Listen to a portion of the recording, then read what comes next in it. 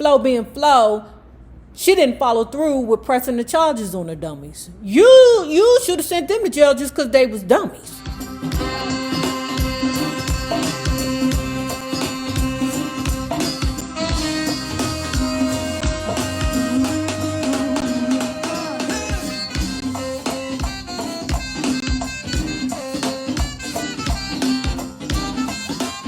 Nevertheless, Flo and Tommy retained some affection for each other. After she filed for divorce in 1972 and he contested it, they got together again, Flo said, and started talking and decided to see if we could really make it.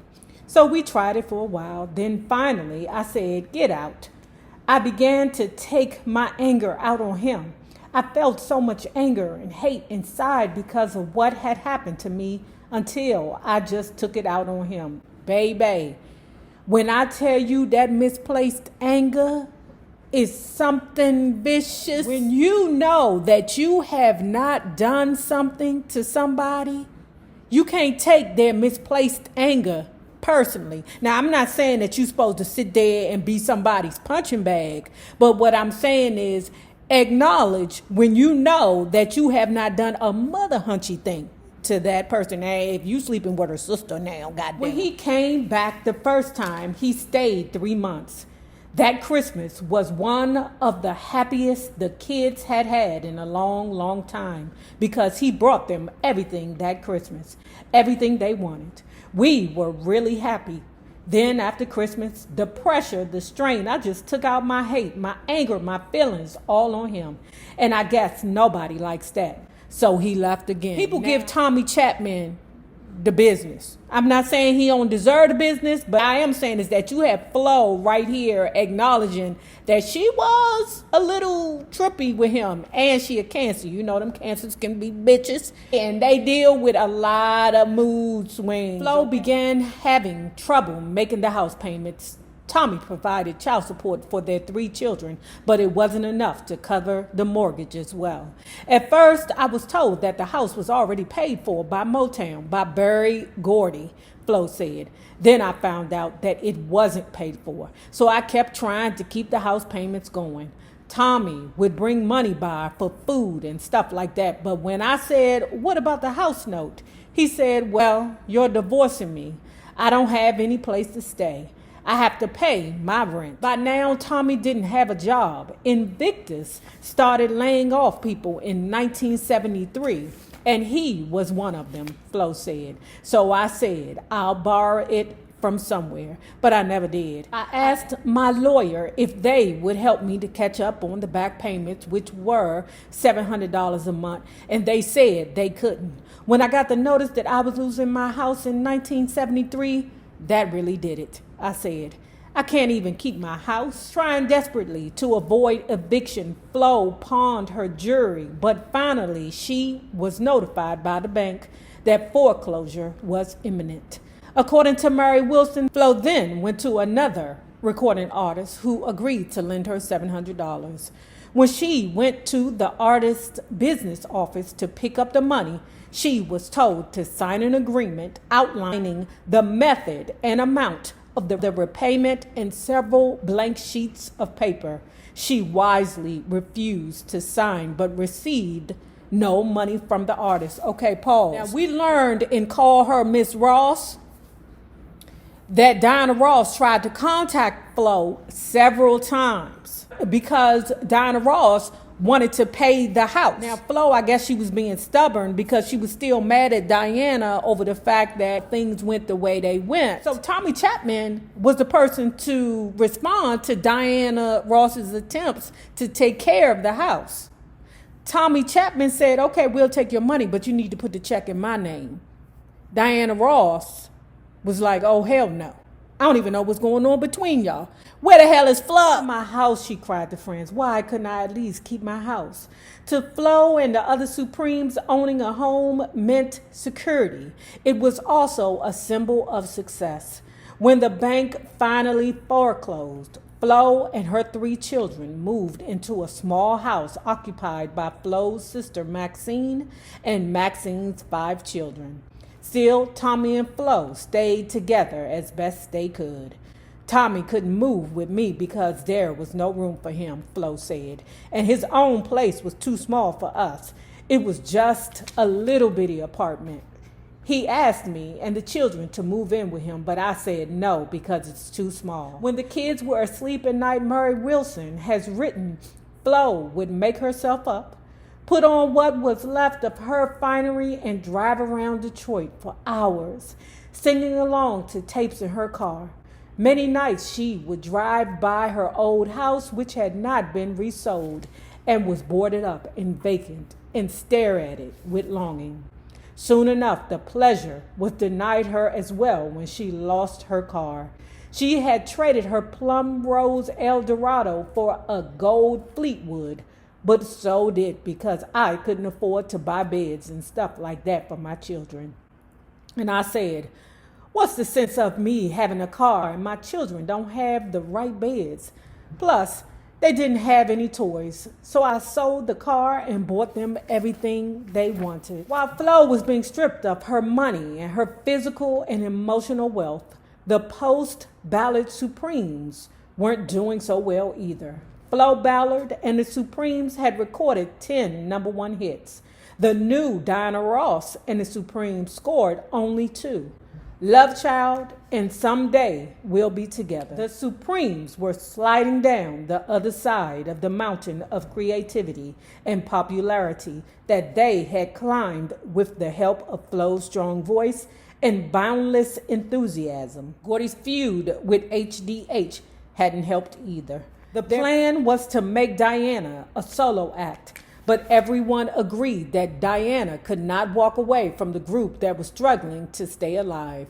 If she did, she would be seen as publicly deserting it in its moment of need. As Flo's career, her legal offense, and her marriage all crumbled in the early 1970s, she began to drink and walk out at night. Not knowing where I was going, I was like I was in a daze, just walking. It was like I didn't care anymore. I had given up. I began to go into a complete depression where I would just withdraw from people completely. Just stayed locked inside, wouldn't come out. I just didn't want to be seen or anything. I guess I was drinking because I wanted to feel happy, but that only made it worse. Her brother Billy probably didn't help Flo's mental state when he began to tell her that Motown and Bond had been acting together against her. He began to say it was a conspiracy, Flo said. Damn, Flo. During the summer of 1974, when all Flo could manage to do was think about her losses and walk in darkness, she suffered further humiliation, child. So Flo's walking around Detroit, just walking around aimlessly after the kids go to sleep, right? And one day, some dudes grabbed her. I heard this story before. So anyway, The dudes grabbed her, threw her in the car. And then the dum-dums drove her to a place, then got out the car and tried to figure out what they was going to do with her. Now, they then took some of her diamonds off of her, whatever jewelry she had left off of her. These dummies get out the frigging car to decide what they're going to do. These dummies left the keys in the car. Now that the two dummies are outside of the car, Flo hit the button and locked all the doors. Then the dummies, they left the keys in the ignition, turned it on, child, and rolled out. She rolled to the police station and pressed charges. Flo being Flo, she didn't follow through with pressing the charges on the dummies. You should have sent them to jail just because they was dummies. So moving forward, Murray Wilson heard about Flo's situation. So Murray Wilson's mother contacted Flo and said, hey, come live with me in one of Murray Wilson's. I'm not going to bash Flo, but what I will say is that there are situations where she could have helped herself, because we've also read that Flo had an opportunity to work in a daycare, but she didn't follow through. After about 3 weeks, the downstairs flat in her sister Pat's house became vacant, and Flo and her kids moved into it. The final straw came when Tommy finally stopped sending child support money. After that, one day I was in the living room just lying on the sofa, and my sister Maxine came over. She had been talking to my mother, Maxine said. Blondie, you need help. You're going to have to go on ADC or something. You can't go on like this. Aid to Dependent Children was the major welfare program of the day. Although reluctant, Flo applied to the program. She soon began receiving $135 every 2 weeks. Although the money helped, it left her with a deep sense of shame. Shut up, Lou. One day, even television betrayed Flo. She suddenly realized she was watching a film clip of the Supremes with Cindy Birdsong in her place, performing on the Ed Sullivan Show. I just turned the TV off. I couldn't stand to watch it. After that, she said, whenever they came on TV, I would turn it off. Or if they played anywhere in Detroit, I wouldn't go and see it. I just couldn't stand it. Soon, she found herself drinking more frequently than before. Her drink of choice was beer. Drinking more often was bad because I was drinking under pressure, she said. I was depressed. If I'm happy and I drink beer, that's fine. If I'm depressed and I drink beer, it gets all distorted. Just one can and it seems like I'm drunk. And I found out that's no cure for any kind of heartache. A ray of hope pierced Flo's deep depression when the Detroit Free Press on January 17th, 1975 printed the story, Ex-Supreme broke on ADC, which told a mass audience what Florence and some of her relatives already knew too well. In June, Michigan Congressman John Conyers' office called Flo one morning, inquiring if she would sing at a Joanne Little benefit concert scheduled for later that month in Detroit's Ford Auditorium. Joanne Little, a black prison inmate, had been accused of killing a corrections officer she said had raped her. She was on trial in North Carolina. I said, no, I'm sick, Flo said. But then I thought, I'm tired of saying I'm sick. I called back and I said, I'll do it. The song they wanted me to sing was I Am Woman, a Helen Reddy song. So I got the record and learned the tune. Flo said she was worried. I didn't even know I could sing anymore. Despite her worries, Flo performed well in front of a packed house, which included Gloria Steinem and fellow Detroiter Lily Tomlin. Oh, I love her, y'all. Oh, I love that white lady. The people were so warm, she said. They were so great. They stood up like they were just so happy to see me up there. And then I began to relax. She was rewarded with a standing ovation. Don't get me wrong, it always feels good when you feel like you fell off and then people give you the acknowledgement that you need to give yourself back that encouragement to proceed. But unfortunately, if you're not constantly in the limelight, constantly moving, that dwindles. And that's what happened with Flo. The second standing ovation and her last. At Mary Wilson's instigation, Flo also appeared in August 1975 at a Magic Mountain, California performance of the third generation of Supremes, consisting of Mary Wilson, Cindy Birdsong, and Sherry Payne. In 1974, Payne had replaced Jean Terrell, who had replaced Diana Ross. Remember, Barry DeGordy had called Mary one day and was like, I don't like that bitch Jean Terrell. And Mary was like, why? What's the problem? And when I reviewed this in Mary Wilson's book, I was like, Mary, now is not the time. Although Flo didn't sing, tears appeared in her eyes as she heard the audience applaud and yell, Flo, we love you. According to Flo, after that concert, she refused an offer made via Mary to return to Motown. In her words, everything was laid out. They were going to have me do vocal training and everything, but they weren't going to put me back into the Supreme. Who would want to go back after you'd been stepped on like that? No, not me.